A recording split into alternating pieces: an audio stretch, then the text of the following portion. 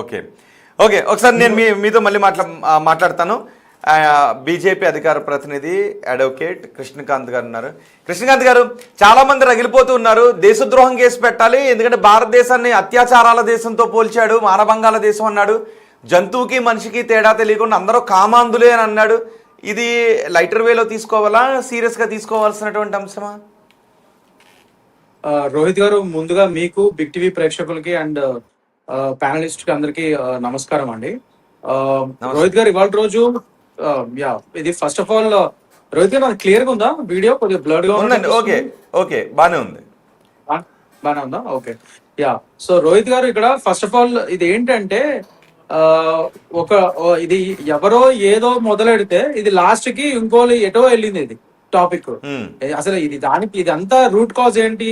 ఎవడో ఒక వ్యక్తి, ఒక సోకాల్ సెలబ్రిటీ ఏదో ఒక ఆడియో ఫంక్షన్ లోనో ఏదో ఒక సినిమా ఫంక్షన్ లో ఆడవారి యొక్క బట్టల గురించి వాళ్ళు ఎలా వేసుకోవాలన్న దాని మీద ఒక మోరల్ పాలసింగ్ పద్ధతిలో మాట్లాడాడు అన్న విషయం మీద దానికి రియాక్షన్లు వచ్చాయి రకరకాల వర్గాల నుంచి. రియాక్షన్లు వచ్చి కొందరు అది కరెక్ట్ అన్నారు, కొందరు రాంగ్ అన్నారు, అలా రకరకాలుగా వచ్చాయి. అది డిపెండ్స్ అపాన్ ఇండివిజువల్ ఒపీనియన్. అది that's okay. Moral పాలసింగ్ is not a strict law.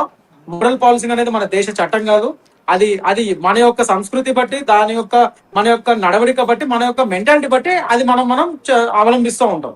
అది వేరే విషయం. కానీ దాంట్లో పోయి ఇతను ఎవడైతే నా అన్వేషణ అనే అతను ఉన్నాడో, దెయ్యాలు వేదాలు వలిస్తున్నట్టు ఇతని వీడియో, ఇతని ఛానల్, ఇది యూట్యూబ్ నా అన్వేషణ అని చూస్తే ఆ దరిద్రం నేను ఎప్పుడు సబ్స్క్రైబ్ చేయలేదు అనుకోండి, వేరే విషయం. కాకపోతే అక్కడక్కడ మీలాంటి మిత్రులు, వేరే ఎవరో ఒక మిత్రులు ఇలాంటి వీడియోస్ పంపిస్తున్నప్పుడు వీడెంత వరస్ట్ ఫెలోనో, ఎలా మాట్లాడుతున్నాడు చూడండి వీడియోస్ అని చూపించినప్పుడు అలా చూడటం జరిగింది.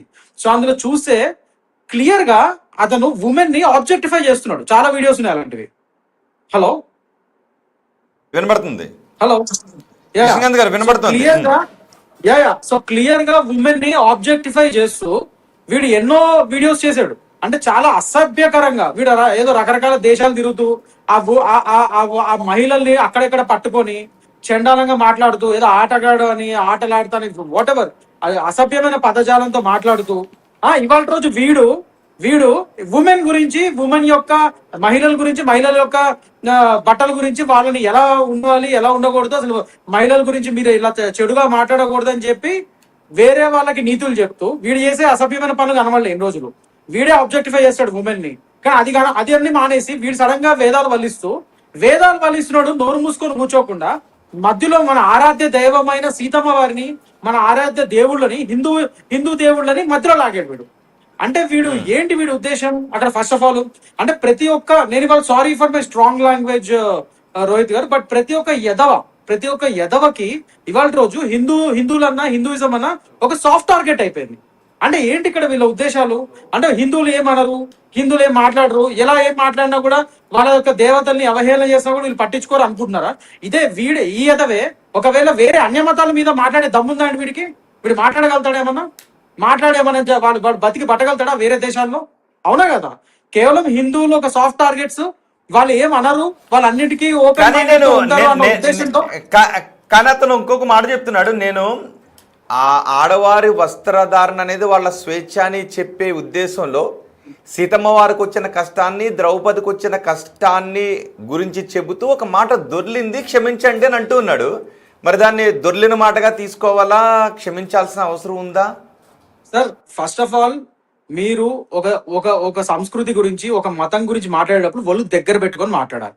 నోరు ఎలా ఉంది కదా అని, అలా ఉంది కదా అని నోటి దురదుంటే ఎలా పడితే అలా మాట్లాడేసి నేను ఇవాళ దొర్లింది పండుకున్నాను అంటే చెప్పుతో కొడతారు. అదే మ్యాటర్ అక్కడ నాకు ఇవాళ చాలా నాకు బ్లడ్ బాయిల్ అవుతుంది సార్, నిజంగా. I'm not speaking as an advocate or any party person today. I'm only speaking as a Hindu. ఇవాళ ఒక హిందుత్వవాది, ఒక హిందూగా మాట్లాడుతున్నా సార్ ఇవాళ నేను. అందుకే ఇంత కోపంగా మాట్లాడుతున్నా. Sorry for my language. But నాకు ఇవాళ చాలా కోపంగా ఉంది. ఎందుకంటే వాడు ఏం సీతమ్మ వారి కష్టాలు, ద్రౌపది కష్టాలు చెప్తున్నాడా? చెప్తే వాడే పదజాలం సార్ అది. వాడు మాట్లాడేది ఏం మాట్లాడుతున్నాడు వాడు? ఆ మాటలు కూడా నేను మాట్లాడలేను ఇవాళ రోజు. అలా మాట్లాడుతూ వాళ్ళ కష్టాలు అన్ని చెప్తున్నాడు వీడు. ఆ కష్టాల గురించి మాట్లాడితే వీడియో సార్, వీడియోని వత్తాసు పుచ్చుకున్నాడా? రోహిత్ గారు, ఒక విషయాన్ని గుర్తు చేద్దాం అనుకుంటున్నా.